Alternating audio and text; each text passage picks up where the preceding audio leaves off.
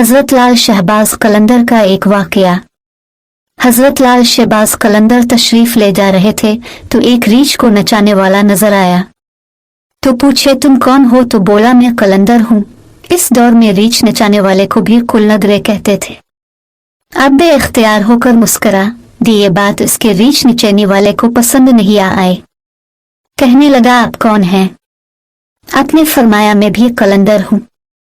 कहने लगा कैसे कुलनदरे हैं? आपके पास रीछ न डुगडुगी तो तमाशा कैसे दिखाएंगे? आपने फरमाया पहले तुम दिखाओ फिर मैं दिखाता हूँ। रीछ वाले ने डुगडुगी बिजाई और रीछ खड़ा होकर नाचने लगा। रीछ वाले ने अब से कहा अब आपकी बारी है। हजरत लाल शहबाज कुलनदरे रहमतुल्लाह दो दरख्तों की टहनियों पर खड़े हो गए और रीछ वाले को फरमाया कि नीचे से गुजर जाओ मगर याद रखना गे जाना मगर वापस कभी मत आना। जैसे ही रीछ वाला नीचे से गुजरा माहौल ही बदल गया।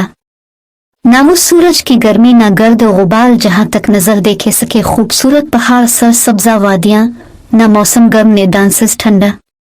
अभी इसी सोच में ही था माँ के देखा एक अजीम लश्कर सिपाहियों का घोड़ों पर सवार तेजी से इसकी तरफ बढ़ रहा है। वो घबरा गया कि आज तो जान गए। पास पहुंचकर लश्कर रुका और सिपा साला आगे वो कुछ कहता। बादशाह सलामत आप कहाँ गायब हो है? आपकी सल्तनत आपका इंतजार संत आपका इंतजार कर रही हैं और मलिका आलिया का रो रो के बुरा हाल हुआ है। अब वो हैरान परेशान शान शाही घोड़े पर सवार होकर साथ देखकर हैरान हुए अंदर दाखिल हुआ तो खूबसूरत मलिका गला शको करती लेट गई। कहाँ रह गए थे आप?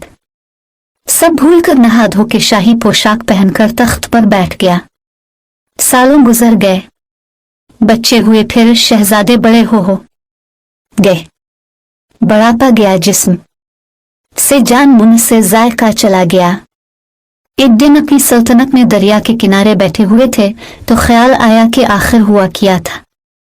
इसी जस्तजू में वही पहुंचा जहां पर लश्कर था तो देखा वो दरख्त अब भी मौजूद है। सोचा चलो देखते हैं किया और दरख्त के बीच से गुजरा। माहौल बदल गया। वही वक्त वही मकाम, सामने इसका रीछ और डुगडुगी पड़ी है, वही गर्मी वही गर्दो गुबार। पीछे देखा तो हजरत लाल शहबाज कलंदर खड़े थे। इसकी हालत गैर होगी। बोला जनाब मेरी सल्तनत मेरी मलिका मेरे शहजादे। तो लाल शहबाज ने फरमाया सब तमाशा था।